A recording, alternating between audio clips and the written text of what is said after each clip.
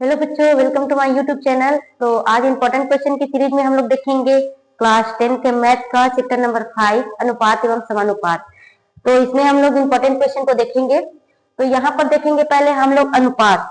तो ये जैसे कि लिखा है ए अनुपात बी, ये दो बिंदु किसका निशान है? अनुपात का। ठीक है, तो अनुपात का मतलब ए अपान में बी। अब यहाँ पर हम लोग इंपॉर्टेंट क्वेश्चन स्टार्ट करेंगे। तो अनुपात और समानुपात, तो ए अनुपात बी, यहाँ पर ए अनुपात बी समानुपात सी अनुपात डी, समानुपात सी अनुपात डी। तो ये दो बिंदु अनुपात को दर्शाता है, यहाँ पर ये अनुपात, और ये चार बिंदु रहता है वो समानुपात को, चार बिंदु समानुपात को। तो समानुपात किसको कहेंगे? दो अनुपात में जो समानता की कथन होती है वो समानुपात कहलाती है। A upon B equal C upon में डी, ये इक्वल।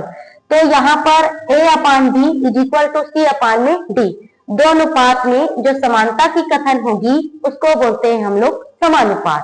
ठीक है, तो यहाँ पर ये जो बीच का रहता है वो क्या कहलाता है? मध्य पद, और ये वाला अंतिम पद या पूर्व पद। इसमें ये हम लोगों का यहाँ पर जैसे ये लिखा है, ये प्रथमानुपात पहले नंबर पर है, द्वितीय तृतीय चतुर्था, प्रथमा द्वितीय तृतीय और चतुर्थानुपात, जिसको ज्ञात करने के लिए बोला जाए पहला नंबर पर है प्रथमा द्वितीय तृतीय और चतुर्थानुपात। अब जैसे कि ये लिख दिया क्वेश्चन में ए अनुपात बी अनुपात सी, इसका मतलब क्या होता है? ए अपान में B is equal to B upon में सी। तो इसके मध्य में कौन है? मध्य में कौन सा है? बी। तो वहां पर मध्यानुपात निकालना है। तो मध्यानुपात निकालना है तो किसका मान निकालेंगे? बी का। तो जिसका मान निकालना रहता है उसको ले जाते हैं हम लोग ऊपर। तो ये इसको ले जाएंगे हम लोग इस तरफ, इसको लाएंगे इस तरफ। ये क्या हो जाएगा? ए सी, और ये बी और बी का इंटू होगा तो बी स्क्वायर। तो बी स्क्वायर इक्वल ए सी, या फिर रूट में ए सी। ये क्या है? मध्यानुपात। क्या है ये? मध्यानुपात। इसी तरह से आपको तृतीयानुपात बोला जाएगा तो सी का मान निकालना है, चतुर्थानुपात बोला जाएगा तो डी का। तृतीयानुपात, तो तृतीयानुपात मतलब जो तीसरे नंबर पर है, तो तृतीयानुपात बोला जाएगा तो सी का मान निकालोगे, चतुर्थानुपात बोला जाएगा तो डी का मान निकालोगे। ठीक है, और मध्यानुपात बोला जाएगा तो बी का मान निकालेंगे। ठीक, इस तरह से निकालना है। और दो इसमें क्या होती है? समानता की कथन रहती है दो अनुपात में, उसी को समानुपात कहते हैं। देखो यहाँ पर क्वेश्चन दिया है, यदि 8:14 समानुपात 1:28 हो तो इसका मान ज्ञात कीजिए। तो यहाँ पर फर्स्ट का सॉल्यूशन देख रहे हैं हम लोग। तो क्या दिया है? दिया है 8:14 समानुपात 1:28। ये इसमें से हम लोगों को क्या करना है? मान निकालना है x का। तो x का मान निकालेंगे तो 8/14 इज इक्वल टू 1/28। इस तरह से इसको लिखेंगे। अनुपात का मतलब बराबर होता है। किसका मान निकालना है? x का। तो x का मान निकालना है तो इसको क्या करेंगे हम लोग? पक्षांतर करेंगे, जिस रखेंगे ऊपर में। तो 8/14, और ये इस तरफ आएगा तो ये नीचे में है तो कहाँ हो जाएगा? ऊपर में। 28 इज इक्वल टू x कटा देंगे तो 2 सत्ते 14, 2 1 कम 2, 2 चौक 8, फिर कटेगा 7 1 7, 7 दूनी 14। तो ऊपर में क्या बचा है? 8 और 2, तो 8 into 2 is equal to x। तो 8 दूनी 16 x। तो x का वैल्यू कितना आ गया? 16। ये इसका क्या हो गया? ये आंसर हो गया। ठीक है, तो यहाँ पर ये सेकेंड और थर्ड क्वेश्चन भी ठीक जैसे बनेगा, उसको कमेंट करके आप लोग बताना कि इसका आंसर क्या आएगा। ठीक है, देखते हैं क्वेश्चन दिया है, यदि 63 सेंटीमीटर लंबी एक रेखाखंड को 5:7:9 के अनुपात में 3 भाग करने पर प्रत्येक भाग की लंबाई कितनी होगी? ठीक है, तो यहाँ पर दिया है अनुपातिक भाग कितना दिया हुआ है? अनुपातिक भाग यहाँ पर दिया है कितना? 5:7:9, ये दिया हुआ है। तो ये अनुपात में इसको डिवाइड करना है, हम लोगों को ये फिक्स नहीं पता कितना आएगा, तो इसीलिए हम लोग इसको लिखेंगे 5 अनुपात को ये 5x, 7 अनुपात को 7x, और 9 अनुपात ये 9x।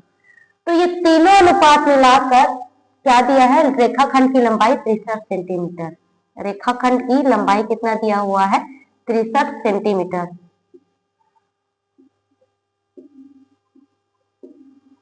कितना है, 63 सेंटीमीटर।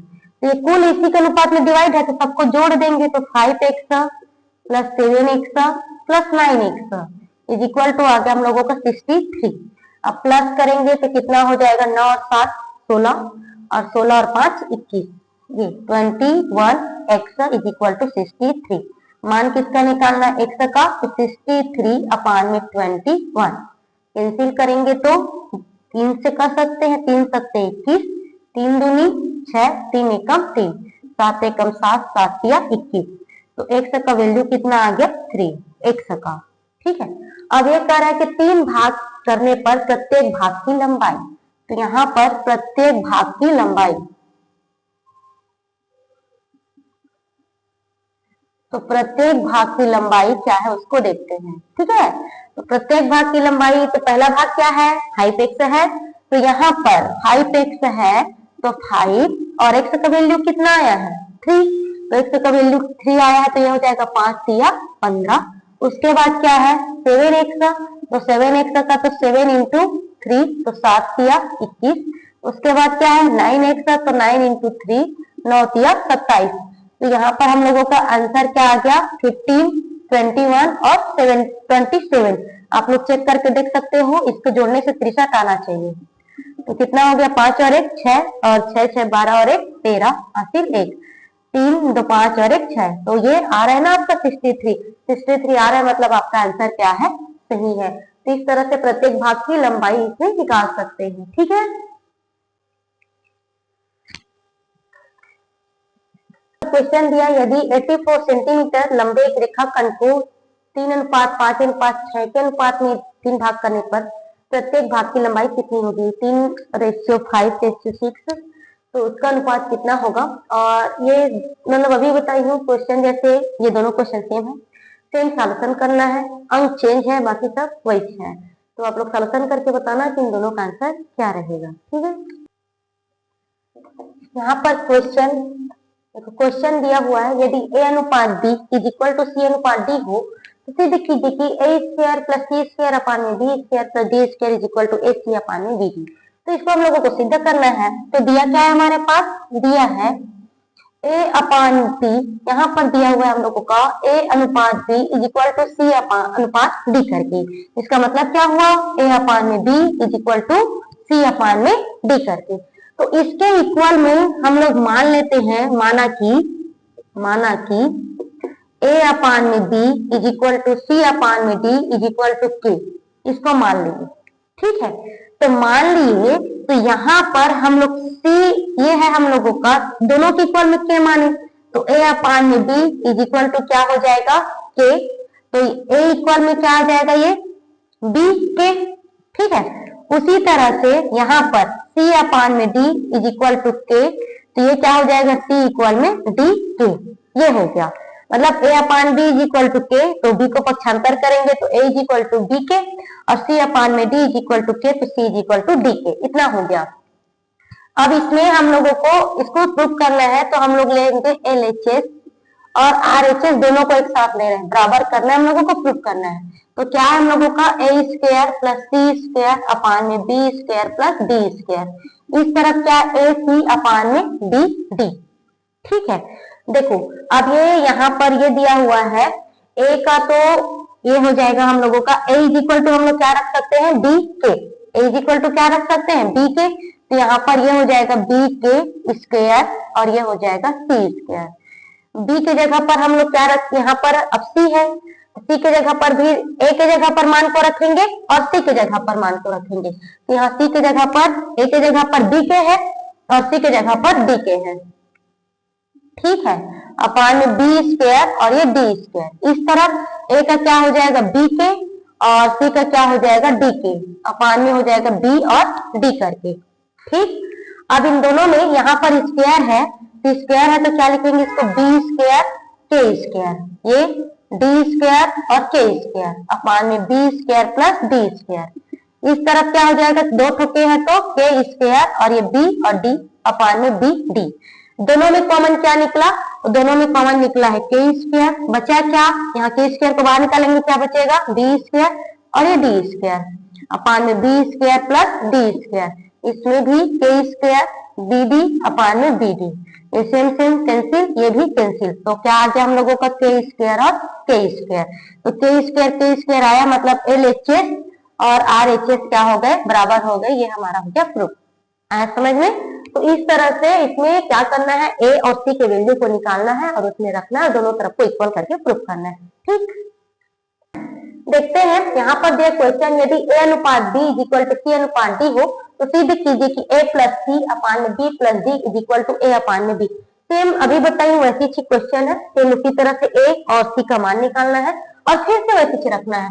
तो अब क्या प्रूफ करना है? ए प्लस सी अपान में B plus D is equal to A upon में बी। सेम अब इसमें फिर से हम लोग वही काम करेंगे, ए और सी का वैल्यू रखेंगे। तो ए का क्या है? बी के, और सी का क्या वैल्यू है? डी के अपान में B plus D is equal to A upon में बी। दोनों में कॉमन क्या निकला? के। यहाँ पर क्या बचा? B plus D. इसमें क्या बचेगा? नीचे वही है बी प्लस डी और ये ए अपान में ए। कहा ए का मान रखेंगे तो यहाँ ए का पहले वैल्यू रख देती हूँ। तो ए का क्या है? बी के, ये बी के अपान में बी। ये कटा और ये कटा, क्या आ गया? के इज इक्वल टू के। दोनों तरफ के क्या आ गया? सेम आ गया। तो के सेम आ गया तो यहाँ पर L H S equal R H S क्या हो गया? ये प्रूफ हो गया। ऐसे समझ में? इस तरह से इसमें इस ऐसे क्वेश्चन दिया जाए तो यहाँ पर ए अपान में B is equal to upon में डी करके मान को निकालना है। ए इक्वल में बी के और सी इक्वल में डी के करके इसको रखते जाना है। ठीक है, एक और क्वेश्चन है इसी तरह से, ए अनुपात में बी इज इक्वल टू सी अनुपात में डी हो तो सिद्ध कीजिए कि ए माइनस सी अपान में B minus D is equal to A upon में डी। तो इसमें भी वही करना है, एलएचएस में है ए माइनस सी अपान में B minus D is equal to A upon में बी। तो ए का क्या है? यहाँ पर ए का वैल्यू क्या है हम लोगों का? बी के, और सी का क्या है? डी के। ये बी के और ये हो जाएगा डी के upon B minus D is equal to A upon में बी। इनमें कॉमन क्या निकला? के। बचा क्या? बी माइनस डी और ये बी माइनस डी। यहाँ पर ए का वैल्यू हम लोग रख देते हैं बी के। ठीक है, ये बी के, ये बी माइनस डी कटा, बी और बी कटा, तो के इज इक्वल टू के। तो आ गया हम लोगों का L H S equal R H S. ये आपस में क्या हो गए? बराबर हो गए। ठीक है, तो इस तरह से इसको क्या करना है? प्रूफ करना है। उसको चेंज कर सकते हैं, इस तरह से दिया जाएगा तो आपको ए और बी का, ए और सी का मान को निकालना है, उसमें रखते जाना है। देखते हैं क्वेश्चन है, यदि 1 प्लस एक्स अनुपात 3 प्लस एक्स अनुपात 6 प्लस एक्स हो तो एक्स का मान ज्ञात कीजिए। तो यहाँ पर मतलब अंक को चेंज करेंगे, बाकी सब बनाने का तरीका वही रहेगा। तो दिया क्या है? 1 प्लस एक्स अनुपात 3 प्लस एक्स अनुपात 6 प्लस एक्स। तो ये बताई थी, ये है ए अनुपात में बी अनुपात सी, इस तरह से रहेगा। तो आपको लिखना क्या है? ए अनुपात में बी समानुपात बी अनुपात में सी। जो बीच का रहेगा वो एक साथ लिखाएगा। ठीक, उसी के रूप में लिखेंगे। ये हो जाएगा 1 प्लस एक्स अनुपात 3 प्लस एक्स समानुपात 3 प्लस एक्स और ये होगा अनुपात 6 प्लस एक्स। ठीक है, अब इसको कैसे लिखेंगे हम लोग? 1 plus X upon 3 plus X is equal to 3 plus X upon में 6 प्लस एक्स। ठीक, अब इसका इस तरफ गुणा करेंगे, इसको इस तरफ। ये है 1 प्लस एक्स, इस तरफ आएगा तो 6 प्लस एक्स और ये 3 प्लस एक्स और ये हो जाएगा 3 प्लस एक्स। ठीक, इंटू कर रहे हैं, 1 के साथ में करेंगे तो 1 का 6 के साथ में तो 6 प्लस हो जाएगा एक्स, 6 के साथ होगा तो 6 एक्स और एक्स का एक्स के साथ होगा तो एक्स। पहले 1 का 6 के साथ, फिर 1 का एक्स के साथ, एक्स का 6 के साथ, एक्स का एक्स के साथ। इसी तरह से 3 का 3 तिया 9 और ये 3x इसके साथ में होगा तो 3x और x का करेंगे तो x स्क्वायर। ठीक है, अब ये हो जाएगा 6x और x को जोड़ेंगे कितना हो गया? 6। यहाँ पर कुछ नहीं मतलब 1, तो 6 और 1 7, 7x प्लस x स्क्वायर। ये 9, इसको जोड़ेंगे तो 3 और 3 6, 6x। तो x वाले को एक तरफ ले आती हूँ, तो ये है 7x plus x square. 6x को इस तरफ लाऊंगी तो माइनस, x स्क्वायर को भी इस तरफ लाऊंगी तो माइनस। तो ये 9, 6 उस तरफ जाएगा तो -3, x² यहाँ पर ये प्लस माइनस कट गया, 7x माइनस 6x, तो 7 में 6 से माइनस करेंगे तो x, और ये आ गया 3। ये आ गया हमारे लोगों का आंसर x = 3, इस तरह से। तो इस तरह से इसका क्या करेंगे, सॉल्यूशन करेंगे। यहाँ पर देखते हैं क्वेश्चन दिया है यदि x + 5 अनुपात, ये क्वेश्चन फर्स्ट का सॉल्यूशन है। x दिया है यहाँ पर x + 5 अनुपात 45 समानुपात 1/5। तो यहाँ पर ये क्या हो जाएगा, x + 5 अपान में 45 = 1/5। सॉल्यूशन करना, x का मान निकालना है, इसके इधर गुणा करेंगे, इसके इधर, ये x + 5 और ये हो जाएगा 5 और ये 45, 5 के साथ इंटू करेंगे तो क्या आएगा, ये 5x + 25 = 45। 45 25 को पक्षांतर करेंगे क्या हो जाएगा, माइनस में, ये हो जाएगा 5x, 5 में 5 माइनस करेंगे 0 और 4 में 2 माइनस करेंगे तो 2। तो x = कितना हो जाएगा, 20/5। तो 5 एकम 5, 5 चौक 20, तो x = 4। अभी का इसके पहले का क्वेश्चन बताइए क्वेश्चन, तो अंक चेंज होगा, बाकी सब तरीका वही, और सब इंपॉर्टेंट क्वेश्चन है। तो आप लोग सभी क्वेश्चन को सॉल्व करके देखना, आंसर उसका क्या आ रहा है कमेंट करके बताना, और नहीं बनेगा उसको भी कमेंट करना कि नहीं बन रहा है कैसे, मैं उसको जरूर बताऊंगी। ये सब में अंक चेंज है, बाकी सभी का सॉल्यूशन सेम है। ठीक, दो नल ए और बी एक टंकी को क्रमशः 30 मिनट और 40 मिनट में भर सकते हैं। तीसरा नल सी उस टंकी को 60 मिनट में खाली कर सकता है। यदि तीनों नल एक साथ खोल दिए जाए तो टंकी को भरने में लगा समय। ठीक है, तो यहाँ पर दो नल ए और बी, नल क्या दिया क्वेश्चन में, ए और बी नल है, जो टंकी को ए जो है 30 मिनट में भर सकता है, बी जो है 40 मिनट में। तो नल ए द्वारा 30 मिनट में टंकी का भरा भाग 1, तो 1 मिनट में, 1 मिनट में क्या हो जाएगा, 1/30। उसी तरह से नल बी द्वारा कितना मिनट दिया, 40 मिनट, 40 मिनट में टंकी का भरा भाग 1 है, तो 1 मिनट में 1/40, और सी उस टंकी को 60 मिनट में खाली कर सकता है।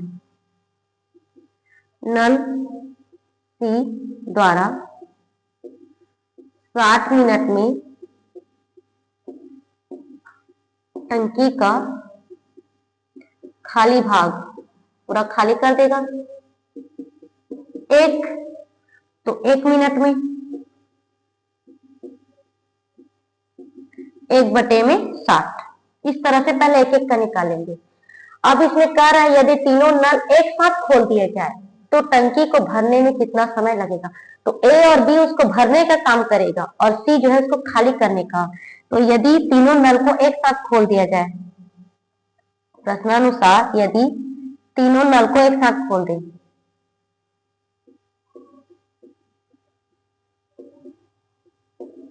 एक साथ खोल, तो एक साथ खोल दें तो दो ए और बी तो क्या करेगा, उसको भरने का कार्य करेगा, लेकिन सी वाला उसको खाली करने का। तो ए प्लस बी और ये माइनस में क्या हो जाएगा, सी करके। तो ए का 1 मिनट का कितना है, 1/30, और बी का कितना है 1/40, और इसका 1/60। ये खाली करने का कार्य करेगी। लघुत्तम निकालेंगे 30, 40 और ये 60 का। 2 एकम 2, 2 पंचे 10, 2 दूनी 4, 2 शून्य 0। फिर क्या हो जाएगा, 2 तिया 6, 2 शून्य 0। फिर ये 2 एकम 2, 2 शून्य 0, 2 एकम 2, 2 पंचे 10, 2 पंचे 10। फिर ये होगा 3 से 3 पंचे 15 और 3 पंचे 15, 5 एकम 5, 5 एकम 5, 2 दूनी 4, 4 दूनी 8, 8 तिया 24, और 24 में गुणा करेंगे 5 का, 5 चौक 20 की 0, हासिल 2, 5 दूनी 10 और 10 और 2 12। तो लघुत्तम कितना आ गया 120। ठीक है 120। तो अब ये हम लोग 30 को 120 बनाएंगे तो ये 1/30 है, इसका गुणा करेंगे तो 120 आएगा 4 का। ये 4 12, ऊपर में हो जाएगा 4। 40 में किसका गुणा करेंगे तो 120 आएगा, 4 12 और ये हो जाएगा 6 दूनी 12। कितना आ गया 4 3 7 7 यहाँ पर और 2 9 अपान में 120। ठीक है 4 3 7 2 9 अपान में 120। अच्छा ये माइनस है ना, हाँ यहाँ पर ये 120 ये आ गया लघुत्तम। तो ये 30 में किसका गुणा करेंगे तो आएगा 4 का, और 40 में तो 3 का और ये -2। 4 3 7 और 7 में 2 घटाएंगे कितना बचेगा 5। 120, 5 एकम 5, 5 दूनी 10, कितना बच गया 4, 5 चौक 20। तो 1/, में कितना आ गया 24। ये एक भाग का है, मतलब इसका 1-1 मिनट का निकाले हैं। अब 1-1 मिनट का है तो अब ये एक भाग को टंकी में भरने के लिए लगा समय, ये 1-1 मिनट का निकाले थे, अब पूरा निकालेंगे इसको। तो टंकी को भरने में लगा समय, अब उल्टा कर देंगे, भरने में लगा समय इज इक्वल टू क्या हो जाएगा, इसका उल्टा करेंगे तो ये 24 मिनट। ये इसका क्या हो गया आंसर। सबसे पहले इसका पूरा का निकाल, एक एक का निकालना रहता है 1-1 मिनट का, फिर उसके बाद जो लास्ट में आंसर आएगा उसको पलट देना रहता है। इस तरह से ये चैप्टर नंबर 5 का इंपॉर्टेंट क्वेश्चन का सीरीज खत्म हुआ। इसमें से जितने भी क्वेश्चन है मतलब सभी अंक को चेंज कर देंगे, बाकी बनाने का तरीका वही रहेगा, तो इस तरह से इसको बनाते जाना है। ठीक है, अगर वीडियो अच्छा लग रहा है तो चैनल को लाइक करें, सब्सक्राइब करें और अपने दोस्तों में शेयर जरूर करें।